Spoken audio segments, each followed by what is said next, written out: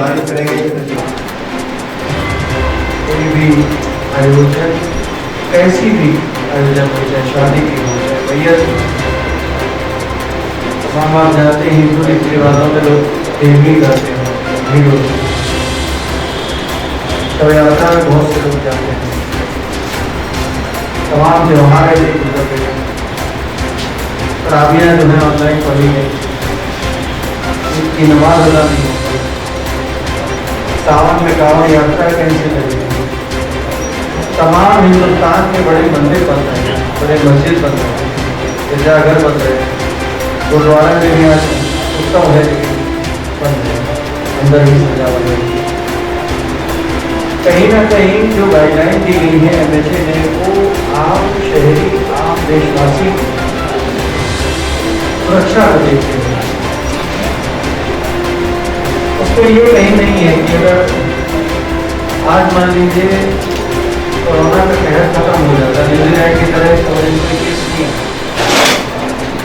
निश्चित तौर पर ये सरकार भर देती कि हमने ये नहीं बना पाए लोग और सावन नहीं बना पाए तो जन्माष्टमी भी नहीं मनाएंगे, मोहर्रम का सबका त्यौहार भी नहीं मनाएंगे, सरकार को बोल देती। लेकिन सरकार जो उसमें दे रही है उसमें उसका कोई निजी फायदा नहीं। आप जिसको देख रहे हैं कि हमारे यहाँ टेस्टिंग किस तरह से बढ़ रही है, तभी लोग तंज कस रहे हैं। 25 से 30 करोड़ की आबादी के अमेरिका में टेस्टिंग कर लेना, वो एक उन्नत देश है, वो भी अभी 100% नहीं कर पाए, और उनके मुकाबले हमारी टेस्टिंग 2 करोड़ के ऊपर पहुंच चुकी है। और जिस तरीके की पब्लिक है हमारे, जिस तरीके की गरीबी जाता है, एक विकसित देश में हम ये सोच सकते हैं कि वैक्सीन आएगी, लोग खरीदें।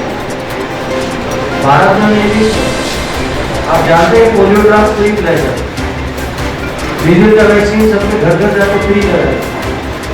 यहाँ वही चीज प्लान होगी, जब भी वैक्सीन आएगा आम जनता के लिए वो फ्री ही लगाई जाएगी।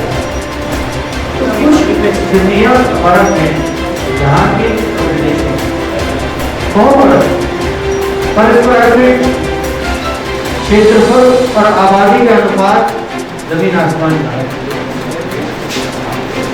तो कहीं ना कहीं हमारे बचाव के लिए स्टेप उठाए गए।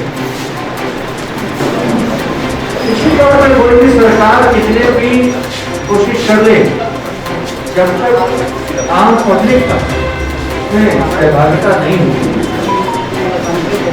जब तक आम पब्लिक की मंशा उसको सफल करने की नहीं होगी, तब तक कोई भी सरकार सफल नहीं। तो अभी शफीक ने जो बहुत विस्तार से बात कही और बहुत बढ़िया बोला है, मैं तारीफ करूंगा। मैं अपने भतीजे को अपने छोटे ही समझता हूँ, निगाह वही रहती कि जब भी याद आएगी भतीज का होता है, नहीं इतना हुआ नहीं है, उसका दिल दिमाग बहुत परिपक्व है। मैं चाहूँगा इसका ताली बजा हो सकता है उसकी बात किसी को छोटी हो, लेकिन आप तो सच बोल करके 2 दिन जिंदा रखना ज्यादा बेहतर है, झूठ बोल करके 1 मिनट में मार देना पड़ा। ये आम शहरी की जिम्मेदारी है। कोरोना ऐसी चीज नहीं है कि आज आया कल खत्म हो जाएगा, परसों चला जाएगा। इसके साथ जीना सीखना हो, इसके साथ रहना सीखना हो। बहुत बड़ी बात है कि हमारे बिलोसपुरा में कोई कंटेनमेंट जोन नहीं बना, ये इनकी तारीफ करनी चाहिए। हमारे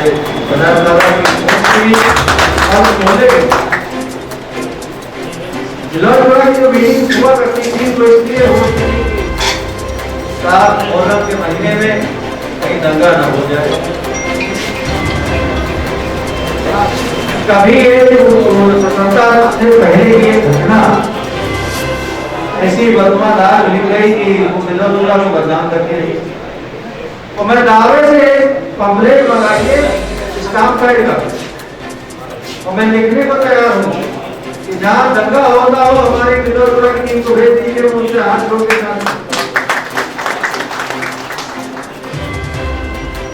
हमें नहीं रहेंगे।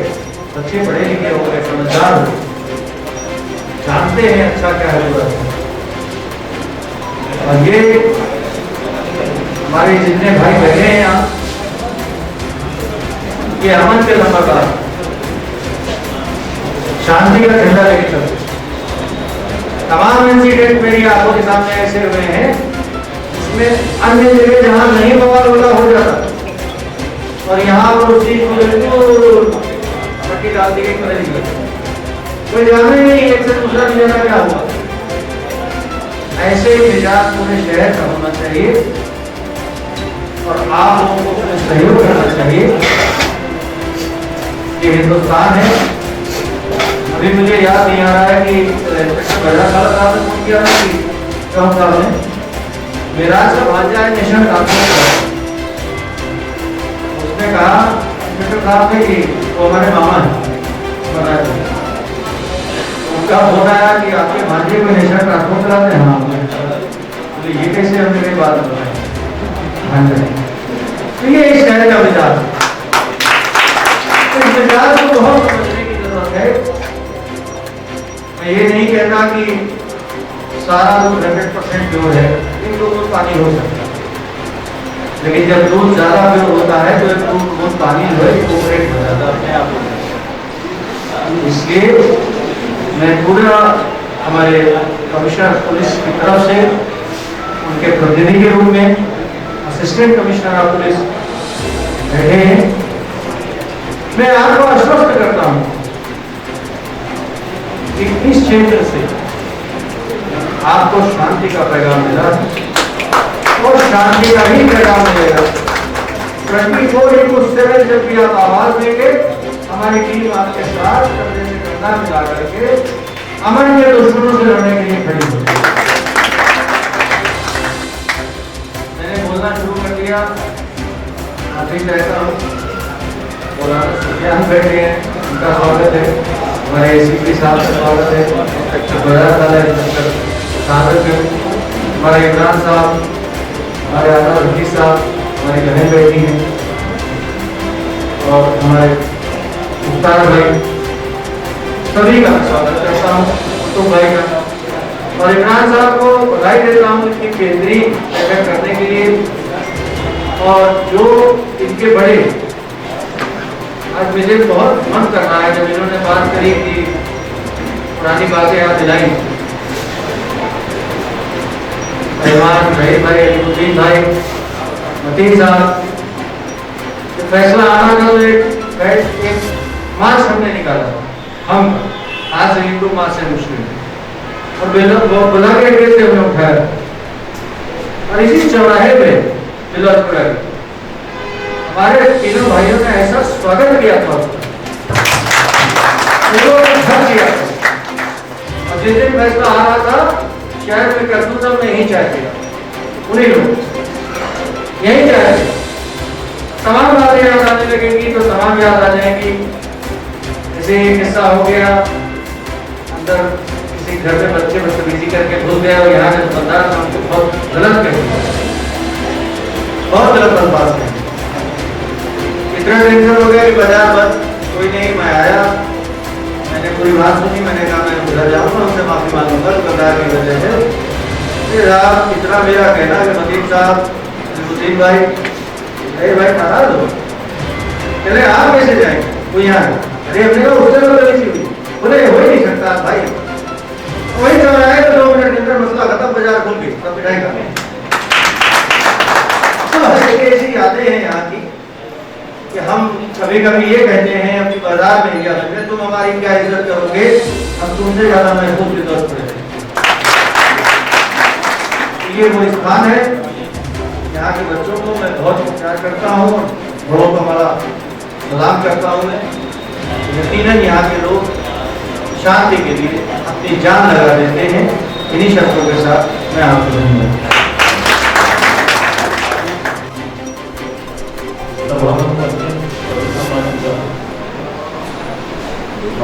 सम्मानित मनाल नेता जी इमरान भाई जी की जो अध्यक्ष और जितने भी गणमान्य हम सभी आपको मैं प्रणाम करता हूँ।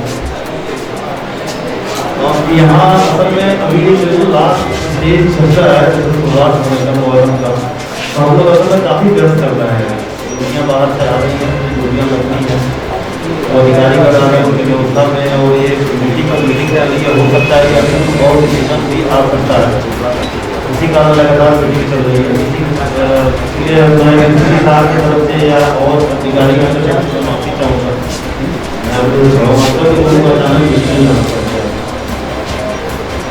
जहाँ तक सरकारी गाइडलाइन सबके पास है, सब पढ़ चुके हैं और जो जैसा चलते आया है, क्योंकि ये अभी का नहीं है। जब लॉकडाउन बिल्कुल जब शुरुआत हुई थी इसी समय एक सरकार की गाइडलाइन आई थी कैटेगरी लॉकडाउन, और प्लस जब अनलॉकडाउन उसमें फिर गाइडलाइन की सोशल डिस्टेंसिंग वाली बात कभी खत्म नहीं है।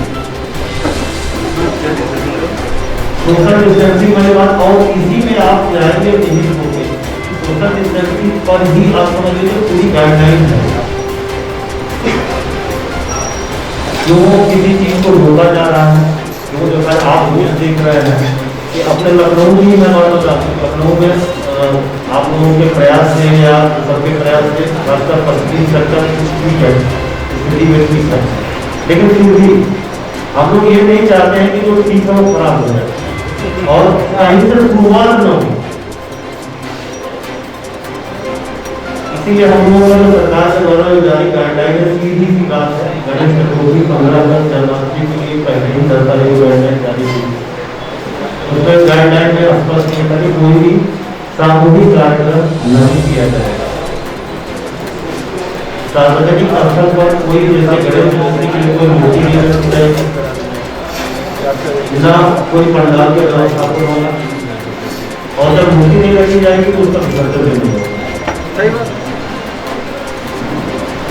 अब हम लोग अगर मौसम पर आते हैं, मौसम में चलिए ठीक है, सब लोग सामाजिक हैं, सब लोग समझ रहे हैं, अब तक लड़ते रहे हैं, आगे भी लड़ेंगे, अब तब तक लड़ते रहेंगे जब तक बिल्कुल हम लोग कोरोना वायरस से भगा लेंगे। ऐसा नहीं है कि किसी से हम लोग लड़ने को खत्म नहीं हो सकता, बिल्कुल हमेशा भागेगा भी जाएगा, लेकिन केवल हम लोग प्रशासन कुछ नहीं कर सकता जब तक कि आप लोगों का सहयोग हो। ये सभी जानते हैं। जहाँ तक मुहर्रम की बात बता दूँ, मुहर्रम के लिए स्पष्ट ये था कि आप लोग जो भी कार्यक्रम है सारे कार्यक्रम करें अपने घरों में करें, सामूहिक रूप से कोई भी कार्यक्रम नहीं होगा। क्यों नहीं होगा ये आप लोग बेहतर समझ सकते हैं, क्योंकि पिछले करीब 5-6 महीनों से आप खुद इस चीज से जुड़े हैं। जो भी सामूहिक कार्यक्रम जो उसका प्रतिबंध लगा हुआ है, कुछ लोग ताजियादारी को लेके ये बात कर रहे थे, लेकिन हम सीधी सिंपल की बात है कि ताजिया रखेंगे तो उसका प्रबंध नहीं होगा। और दवा के लिए वही बात है कि अगर हम लोग अभी कमिटी करने लगे, कई जगह मीटिंग हुई, कई जगह मीटिंग हम लोग बात किए, बात करके उसमें पूछे जाएगी कुछ अगर कोई लखनऊ को देख दिया है तो इससे 1-1.5 महीने में जो भी ज़्यादा सकता है करीब 1 लाख को ऊपर करके रखी जाए। अगर सभी को परमिशन दे दिया जाए, अगर 2-3 दिन आती अगर एक ताजे के साथ निकलने लगे तो आप लोग लखनऊ के सड़कों पर कितने लोग हो जाए अचानक ही करते हैं। यही कारण है कि सरकार को खोल करके ये अभी भी इस पर राज कर रही है। मैं बता रहा हूँ अभी भी हो सकता है कि कुछ आगे जब हो सकता है तो गाइडलाइन आ सकता है, लेकिन अभी तक नहीं आया है। तो अभी तक तो सीधे स्पष्ट शब्दों में यही है कि जो भी कार्यक्रम करना है आप अपने घरों में कीजिए, घरों से वो भी ध्यान रखिए कि उसमें भी सोशल डिस्टेंसिंग का पालन कीजिए, उसमें भी सोशल डिस्टेंसिंग का पालन कीजिए, क्योंकि घर में कोई आपको देखने वाला नहीं है, ना बाहर से कोई यात्री आएगा, घर में आपको खुद अपने आप को देखना है। और बाहरी कोई आ रहा है जिसको अपने बनाते त्योहार है या चाहे गमी का त्योहार हो या जो भी बाहर कोई आता है, ये आपके खुद अपने रिस्क पर है, कौन आ रहा है, क्या लेके आ रहा है। और ऐसा ना हो कि जैसे अभी सभी लोग बता रहे हैं कि लोग पूरा तक अपना सेफ है, तो तो ये सेफी है। मैं तो यही चाहूँगा बिलौचपुरा क्या पूरा वेस्ट सर्किल पूरा लखनऊ से अभी भी स्थिति ये है कि सब लोग पेपर पढ़ते होंगे, सब लोग देख रहे होंगे कि रोगी होने की संख्या अभी अधिक है और ठीक होने की संख्या अभी कम है। रोज लिस्ट आ रही है, रोज ये आप लोग सब लोग देख रहे हैं। और जिस दिन ये शुरुआत हो जाए कि ठीक होने वाली की संख्या अधिक हो जाए और रोगी होने वाली की संख्या कम हो जाए, उसी दिन समझ लीजिए डाउनफॉल शुरू हुआ। और जहाँ तक हम लोग अनुमान कर रहे हैं जाके मेडिकल सेक्टर या योग का उसने कहा कि अभी ये नजदीक में नहीं हो पाता ऐसा, क्योंकि टेस्टिंग अभी लगातार और बढ़ती ही जाएगी और जितनी टेस्टिंग और बढ़ेगी, जहाँ की सरकार का भी पूरा ये है कि जितनी बड़ी टेस्टिंग हो रहा है तो अभी और लोग आएंगे। मेरा सर्वोच्च अनुरोध है, निवेदन करते हैं जो भी शासन प्रशासन की तरफ से कृपया करके जो भी सरकार के गाइडलाइन है उसका पालन करें और अपने आप को भी स्वस्थ रखें और हम लोगों को भी स्वस्थ रखें। मैं अभी बता रहा था कि मैं आपको बता दूं यहाँ पर 14 कांस्टेबल क्वारंटाइन और 4 क्वारंटाइन। ऐसा नहीं है बिलौचपुरा से उन्हीं के गए हैं तो और भी काफी लंबा चौड़ा सेक्टर है। ये लगभग कमोगे हर भारत की स्थिति, लेकिन फिर भी हम लोग दूरी कर रहे हैं। यहाँ तो 14 दिन क्लास क्वारंटाइन हो, लेकिन यहाँ तो ये है कि अगर एक बार टेस्ट आया 3 दिन बाद अगर निगेटिव भी हो जाए, निगेटिव हो तो आप वापस आ जाओ दूरी पर, होती नहीं है। फिर भी कर रहे हैं हम लोग, प्रयास कर रहे हैं कि कृपया करके शासन का प्रशासन का और जो भी अमन शांति समिति की तरफ से जितना भी सहयोग आप लोग कर रहे हैं ये बिल्कुल काबिल तारीफ है और हम लोग का सहयोग करते रहें। अब यही मैं आपसे आशा भी करूँगा आगे जो भी मुहर्रम का त्योहार आ रहा है उसमें जैसा इसके पहले आप लोग सहयोग करते आए हैं, आगे भी हम लोग का जो भी परिस्थिति को देखते हुए हम लोग का सहयोग करते रहें, यही आशा करता हूँ। धन्यवाद। सबसे पहले तो मैं एक इंसानियत के नाते एक बात ये कहूँगा भाई साहब कि जो भी है सबसे पहले अमन में ही खैर है। हम सबकी, देशवासियों की, प्रदेशवासियों की और शहरवासियों की जो हमको गाइडलाइन दी जा रही है हम उसको फॉलो करें और अमन से अपने सारे ही कार्यक्रम को करें।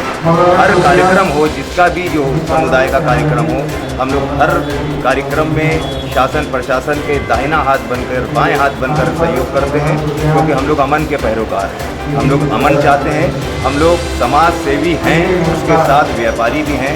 हम लोगों का एक ये भी लालच है कि अगर हर सब कुछ अमन के साथ होगा तो दूसरे दिन हमारी दुकानें खुलेंगी, सब सुचारू रूप से चलेगा, स्कूल खुलेंगे, कॉलेज खुलेंगे। इसलिए हम लोग अमन के दायरे में रह के हर चीज़ को करना चाहते हैं। और जैसे कि सरकार कह रही है और जिस वक्त सूरत हाल इस वक्त कोविड-19 का चल रहा है, तो इसको देखते हुए तो हमको गाइडलाइन फॉलो करना ही करना है, क्योंकि ये जो बीमारी है ये बीमारी किसी को भी हो सकती है, कहीं भी हो सकती है।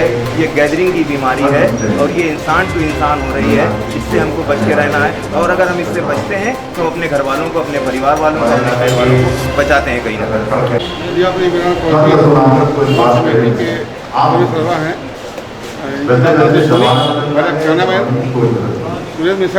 मैं